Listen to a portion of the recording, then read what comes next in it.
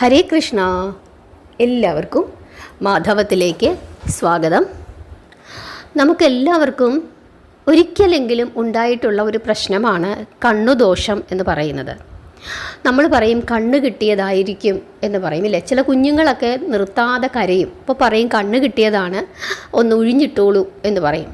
അതേപോലെ തന്നെ നമുക്ക് നല്ല രീതിയിൽ നമ്മുടെ തൊഴിലൊക്കെ ഒന്ന് വർദ്ധിച്ച്, അതായത് നമ്മുടെ ബിസിനസ് ആണെങ്കിൽ ബിസിനസ്സൊക്കെ ഒന്ന് നന്നായിട്ട് ഒന്ന് വർദ്ധിച്ച് നമുക്ക് അത്യാവശ്യം സമ്പത്തൊക്കെ വന്ന് നമുക്കൊരു മനസമാധാനമൊക്കെ വരുമ്പോഴാണ് എന്തെങ്കിലും ഒരു പ്രശ്നം ഇടുത്തി പോലെ വന്നിട്ട് ആകെ കുഴപ്പമാകുന്നത്. അതുപോലെ നമ്മൾ നന്നായിട്ട് മറ്റ് സാഹചര്യങ്ങളെല്ലാം കൊണ്ട് നന്നായിട്ട് നമ്മളൊന്ന് ജീവിച്ചു വരുമ്പം എന്തെങ്കിലും അസുഖങ്ങളോ അതല്ലെങ്കിൽ മറ്റെന്തെങ്കിലും പ്രശ്നങ്ങളോ ഒക്കെ കൊണ്ട് നമ്മളാകെ ഒന്ന് ബുദ്ധിമുട്ടി പോകുന്നത്. ഇങ്ങനെയുള്ള പ്രശ്നങ്ങൾ ജീവിതത്തിൽ സാധാരണമാണ്, എല്ലാവർക്കും ഉണ്ടാകും. പക്ഷേ ചില സമയത്ത് നമുക്കിത് വല്ലാതെ ഇങ്ങനെയുള്ള പ്രശ്നങ്ങൾ നമ്മളെ ബുദ്ധിമുട്ടിപ്പിക്കും. അപ്പോൾ എന്താണ് അതിന് കാരണം? അതായത് ചില കണ്ണുദോഷങ്ങളാണ് ഇതിന് കാരണമെന്ന് പറയും. അതായത് നമുക്ക് ഒരു ബിസിനസ് ഉണ്ടെന്ന് കരുതുക. അപ്പോൾ ആ ബിസിനസ്സൊക്കെ ഒന്ന് നന്നായിട്ട് നമ്മൾ ആദ്യമൊക്കെ വളരെ കഷ്ടപ്പെട്ടു, എന്നിട്ട് നമ്മളിപ്പോൾ നന്നായിട്ടൊക്കെ ഒന്ന് ആ ബിസിനസ്സൊക്കെ ആയി അത്യാവശ്യം നമുക്ക് സാമ്പത്തികമൊക്കെ വരാൻ തുടങ്ങുന്ന സമയത്ത് നമ്മുടെ ചുറ്റുപാടുമുള്ളവരൊക്കെ എന്താ പറയുന്നത്?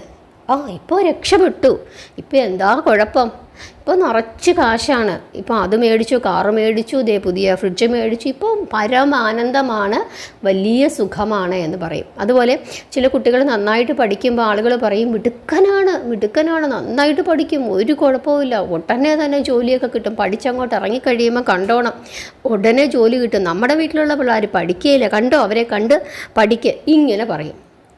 എന്നിട്ട് ഈ കുട്ടികൾ എന്ത് ചെയ്യും? ഇവർക്ക് ചിലപ്പോൾ നന്നായിട്ട് പഠിക്കുമായിരിക്കാം, പക്ഷേ നല്ല തൊഴിലൊന്നും ലഭിക്കാതെ പോകും. എന്നിട്ട് ഈ ഒന്നും പഠിക്കാത്ത കുട്ടികളൊക്കെ നല്ല മിടുക്കന്മാരായിട്ട് അവർക്ക് എന്തെങ്കിലുമൊക്കെ ജോലി കിട്ടി രക്ഷപ്പെടുന്നത് നമുക്ക് കാണാനായിട്ട് സാധിക്കും. ഇങ്ങനെ ഒരുപാട് പ്രശ്നങ്ങൾ നമുക്ക് നമ്മുടെ ജീവിതത്തിൽ ഫേസ് ചെയ്യേണ്ടതായിട്ട് വരുന്നുണ്ട്. അപ്പം നമ്മൾ പറയുന്നത് എന്താണ്? എല്ലാവരും കൂടെ കണ്ണു വെച്ചു, ദേ കിടക്കുന്നു, എല്ലാം നശിച്ചു. അപ്പോൾ ഇങ്ങനെ വരുന്ന സാഹചര്യങ്ങളിൽ നമ്മൾ ചെയ്യേണ്ടുന്നത് കഴിവതും നമ്മുടെ വ്യക്തിപരമായ കാര്യങ്ങൾ അധികം ആരോടും ഷെയർ ചെയ്യാതിരിക്കുക എന്നുള്ളതാണ് പ്രധാനപ്പെട്ട ഒരു കാര്യം. നമ്മൾ വിചാരിക്കും നമ്മുടെ സന്തോഷങ്ങളൊക്കെ മറ്റുള്ളവരോട് പറയുമ്പം അവർക്കും വലിയ സന്തോഷമാകും എന്ന് കരുതുന്നുണ്ടെങ്കിൽ അത് പലപ്പോഴും ഈ കലിയുഗത്തിൽ തെറ്റാണ്.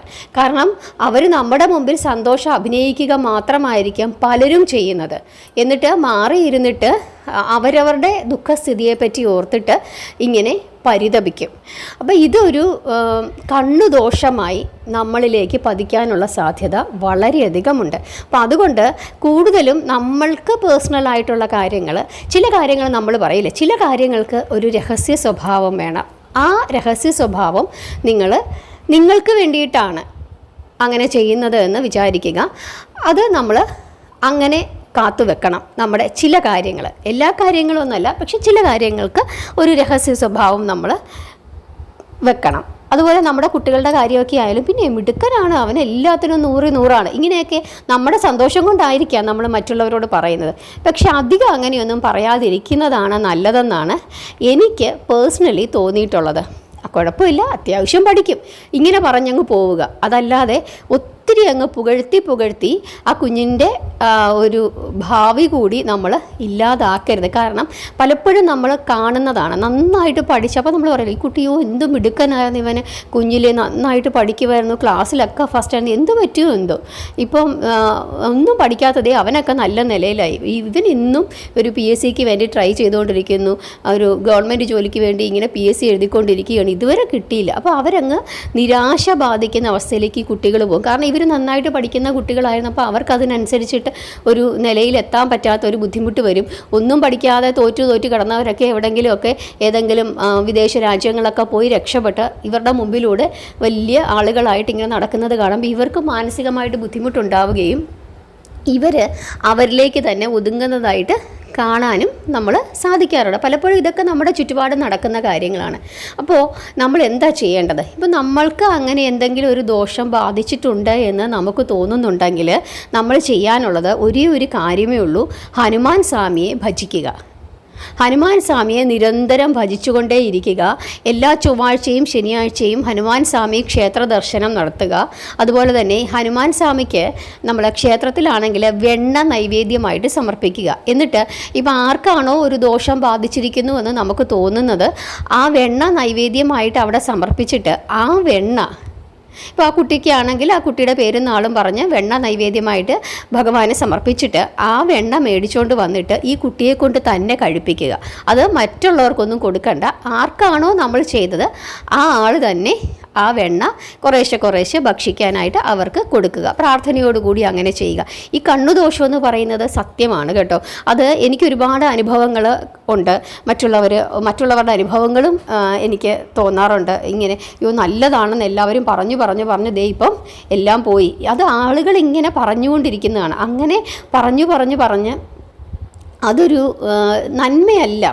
പലരും ഇങ്ങനെ ഒരു കുശുമ്പോടു കൂടിയായിരിക്കാം പറയുന്നത്. അതല്ലെങ്കിൽ നമ്മുടെ വീട്ടിലെ കുഞ്ഞിന് വന്നില്ലല്ലോ, അവർക്ക് വന്നല്ലോ, ഇങ്ങനെയൊക്കെയുള്ള ചിന്തകളൊക്കെ, ഇതൊക്കെ ഒരു നെഗറ്റിവിറ്റിയുള്ള ചിന്തകളാണ്. ഇപ്പോൾ ഇത് കേൾക്കുന്ന നിങ്ങൾ ആരും തന്നെ നിങ്ങളോട് മറ്റാരെങ്കിലും ഇങ്ങനെ സന്തോഷമായിട്ട് പറയുകയാണെങ്കിൽ ആ കുട്ടിയുടെ കാര്യത്തെപ്പറ്റി അമിതമായിട്ടിരുന്ന് ചിന്തിക്കാതിരിക്കുക. അതങ്ങ് വിട്ടേക്കുക. ഇപ്പോൾ നിങ്ങളോട് വന്നിട്ട് ഒരു കുട്ടിയുടെ കാര്യം പറയുകയാണ്, അയ്യോ ആ കുട്ടി ഭയങ്കര മിടുക്കനാണ്, അവന് നല്ല മാർഗ്ഗൊക്കെയാണ് എന്ന് പറയുമ്പോൾ അതൊന്ന് കേട്ടിട്ട് നിങ്ങളങ്ങ് വിട്ടേക്കുക. അതല്ലാതെ ആ കുട്ടിയെപ്പറ്റി ഇങ്ങനെ നിരന്തരം ആലോചിച്ചിരിക്കുകയും ആ കുട്ടിയുടെ കാര്യം മറ്റുള്ളവരോട് ഇങ്ങനെ പറഞ്ഞുകൊണ്ട് നടക്കുകയും നിങ്ങളാരും ചെയ്യരുത്. കാരണം അങ്ങനെ പറഞ്ഞു അതൊരു നാവു ദോഷമായിട്ട് ആ കുട്ടിയെ അത് ബാധിക്കാനുള്ള ഒരു സാധ്യതയുണ്ട്. ഇതൊക്കെ ഓരോ വിശ്വാസങ്ങളാണ് കേട്ടോ. അതല്ലാതെ ഇതിനൊന്നും സയൻറ്റിഫിക്കായിട്ട് യാതൊരു തെളിവുമുണ്ടോ എന്ന് ചോദിച്ചു കഴിഞ്ഞാൽ അതൊന്നും ഇല്ല. ഇതൊക്കെ നമ്മളുടെ ഒരു ചെറിയ പഴയ ആളുകൾ പറയുന്നത് പോലുള്ള ഒരു വിശ്വാസങ്ങൾ. കാരണം കൊച്ചു കുട്ടികളെയൊക്കെ നമ്മൾ കരിയൊക്കെ എഴുതിപ്പിച്ച് കണ്ണ് കിട്ടരുതെന്നൊക്കെ പറഞ്ഞ് നമ്മൾ കൊണ്ടുപോകില്ലേ. അപ്പോൾ ഇതൊക്കെ നമ്മൾക്ക് അങ്ങനെയുള്ള എന്തെങ്കിലും സംശയങ്ങൾ, നമ്മൾക്ക് ആരെങ്കിലും നമ്മളെ ഇങ്ങനെ കണ്ണ് വെച്ചു എന്നൊക്കെ തോന്നുകയാണെങ്കിൽ നിങ്ങൾ ഉടനെ തന്നെ വലിയ പൂജകളും മന്ത്രവാദങ്ങളും ഒന്നും നടത്തി ആരുടെയെങ്കിലും അടുത്ത് പോയി അത് മാറാൻ വേണ്ടിയിട്ടുള്ള കാര്യങ്ങളൊന്നും, അങ്ങനത്തെ പറ്റിയിലൊന്നും ചെന്ന് വീടരുത്. അങ്ങനെയൊന്നും പറ്റിക്കപ്പെടരുത്. നിങ്ങൾ ചെയ്യാനുള്ള ഒരേ ഒരു കാര്യമെന്ന് പറഞ്ഞത് പ്രാർത്ഥനയാണ്. ആ പ്രാർത്ഥന നിങ്ങൾ നന്നായി ചെയ്യുക. ഹനുമാൻ സ്വാമിയെ ഭജിക്കുക. അതാണ് ചെയ്യേണ്ടുന്നത്. ഹനുമാൻ്റെ സഹസ്രനാമങ്ങൾ നിങ്ങൾ ജപിക്കുക. ഹനുമാൻ്റെ നാമങ്ങൾ ജപിക്കുക. ചൊവ്വാഴ്ചയും ശനിയാഴ്ചയും ഹനുമാൻ സ്വാമി ക്ഷേത്ര ദർശനം നടത്തുക. നിങ്ങൾക്ക് അതിന് സാധിക്കുന്നില്ലെങ്കിൽ വീട്ടിലിരുന്നിട്ടായാലും നിങ്ങൾക്ക് ഹനുമാൻ സ്വാമിയെ പ്രാർത്ഥിക്കുക. വീട്ടിലിരുന്നാണെങ്കിൽ ഹനുമാൻ സ്വാമിയെ പ്രാർത്ഥിക്കുമ്പോൾ ഹനുമാൻ സ്വാമിക്ക് നിങ്ങൾ വെണ്ണ സമർപ്പിക്കുന്നതിന് പകരം കേസരി ഉണ്ടാക്കി സമർപ്പിക്കുക. കേസരിയും ഹനുമാൻ സ്വാമിക്ക് വളരെ വിശേഷമാണ്. അങ്ങനെ കേസരി ഉണ്ടാക്കി സമർപ്പിക്കുന്നതും ഉത്തമമാണ്. അപ്പോൾ ഈ കാര്യങ്ങളൊക്കെയാണ് പ്രത്യേകമായിട്ടും ശ്രദ്ധിക്കേണ്ടുന്നത്. മറ്റുള്ളവരുടെ സന്തോഷത്തിൽ നമ്മൾ ഒരിക്കലും ഒരു വിഷമം നമ്മുടെ മനസ്സിലുണ്ടാകരുത്. കാരണം നമുക്ക് ചിലപ്പം ആ സന്തോഷങ്ങളൊന്നും ദൈവം തന്നു കാണില്ല. പക്ഷെ മറ്റുള്ളവർക്കത് വേണ്ടുവോളം കൊടുത്തു കാണും. നമ്മളപ്പോൾ അതിൻ്റെ വഴിക്ക് അങ്ങ് വിടുക. അവരെപ്പറ്റി ഇങ്ങനെ ആലോചിച്ച് അവർക്ക് നല്ലതാണല്ലോ ഭഗവാൻ കൊടുത്തത്, എനിക്ക് വളരെ ദുഃഖമാണല്ലോ തന്നത്, ഇങ്ങനെ ചിന്തിച്ചുകൊണ്ട് ഇരിക്കരുത്. നമ്മളായിട്ട് അങ്ങനെ ചിന്തിക്കരുത്. എന്തിനാണ് നമ്മൾ അവർക്ക് വെറുതെ അങ്ങനെയുള്ള ഒരു ദോഷമൊക്കെ ഉണ്ടാക്കി കൊടുക്കുന്നത്? അപ്പോൾ അതിനെ അങ്ങ് അതിൻ്റെ വഴിക്ക് വിടുക. നമ്മളെപ്പറ്റി മാത്രം ആലോചിക്കുക. നമുക്ക് ഉണ്ടായിട്ടുള്ള ദോഷങ്ങൾ മാറുന്നതിനായിട്ട് എന്ത് ചെയ്യണമെന്ന് മാത്രം നമ്മൾ ചിന്തിക്കുക. അപ്പോൾ ഈ കാര്യങ്ങളൊക്കെയാണ് ശ്രദ്ധിക്കാനുള്ളത്. ഹനുമാൻ സ്വാമിയെ ഭജിക്കുക എന്നുള്ളതാണ് ഏറ്റവും ഉത്തമമായ മാർഗം. ഹനുമാൻ സ്വാമിക്ക് ക്ഷേത്രത്തിലാണെങ്കിൽ വെണ്ണ നൈവേദ്യമായിട്ട് സമർപ്പിക്കുക. വീട്ടിലാണെങ്കിൽ നിങ്ങൾ ഭഗവാന് കേസരി ഉണ്ടാക്കി സമർപ്പിക്കുക. അപ്പോൾ ഇത്രയും കാര്യങ്ങളൊക്കെയാണ് ഇന്ന് പറയാനുള്ളത്. എല്ലാവർക്കും ഈ വീഡിയോ ഇഷ്ടപ്പെട്ടു എന്ന് വിചാരിക്കുന്നു. നിങ്ങളുടെ അഭിപ്രായങ്ങൾ പറയുക. ഇതൊക്കെ പ്രത്യേകം ഓർക്കുക, ഇതൊക്കെ ഓരോ വിശ്വാസങ്ങൾ മാത്രമാണ്. അതല്ലാതെ ഇതിന് യാതൊരു ശാസ്ത്രീയമായ അടിത്തറയുമില്ല. അപ്പോൾ ഈ കാര്യങ്ങളൊക്കെ ശ്രദ്ധിക്കുക. എല്ലാം വിശ്വാസങ്ങളാണല്ലോ. ഈശ്വരൻ എന്ന് പറയുന്നത് പോലും നമുക്ക് എന്താണ്? ഒരു വിശ്വാസമാണ്. ഭഗവാനുണ്ട്, ഭഗവാൻ നമ്മളെ രക്ഷിക്കുമെന്നുള്ളത് നമ്മുടെ ഒരു വിശ്വാസമാണല്ലേ. ആ വിശ്വാസങ്ങളിൽ കൂടിയാണ് നമ്മൾ എന്ത് ചെയ്യുന്നത്? മുമ്പോട്ട് പോകുന്നത്. അതല്ലാതെ ഈശ്വരനെ കാണിച്ചു തരൂ എന്ന് പറഞ്ഞു കഴിഞ്ഞാൽ പ്രഹ്ലാദൻ്റെ മുമ്പിൽ ഭഗവാൻ പ്രത്യക്ഷപ്പെട്ടതുപോലെ നമ്മുടെയൊന്നും മുമ്പിൽ ഭഗവാൻ പ്രത്യക്ഷപ്പെടണമെന്നില്ല അല്ലേ. അപ്പോൾ അതുകൊണ്ട് ഇതൊക്കെ വിശ്വാസങ്ങളാണ്.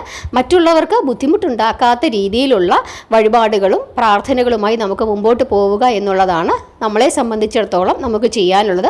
മറ്റുള്ളവർക്ക് ദോഷമുണ്ടാക്കുന്ന ഒരു കാര്യങ്ങളും നമ്മൾ ചെയ്യാനും പാടില്ല. നമ്മൾ സ്വയം കുഴിയിൽ ചെന്ന് ചാടരുത്. ചില ആളുകൾ ഇപ്പം മാറ്റിത്തരാം, നിങ്ങൾ ലക്ഷങ്ങൾ കൊണ്ടുവരൂ, അല്ലെങ്കിൽ 10,000 കൊണ്ടുവരൂ, പൂജകൾ ചെയ്യൂ, അങ്ങനെയുള്ള ചതിക്കുഴികളിലൊന്നും ചെന്ന് വീടരുത്. നമ്മളെ കൊണ്ട് പറ്റുന്ന രീതിയിലുള്ള ചെറിയ ചെറിയ വഴിപാടുകളൊക്കെ നടത്തി ഭഗവാനെ പ്രാർത്ഥിച്ച് വ്രതമൊക്കെ എടുത്തിരിക്കുക എന്നുള്ളതാണ് ഈ കാര്യത്തിൽ ചെയ്യാനുള്ളത്. എല്ലാവരെയും ഭഗവാൻ രക്ഷിക്കട്ടെ. ഭഗവാൻ അനുഗ്രഹം നിങ്ങൾക്ക് എല്ലാവർക്കും ഉണ്ടാകട്ടെ. ഹരേ കൃഷ്ണ.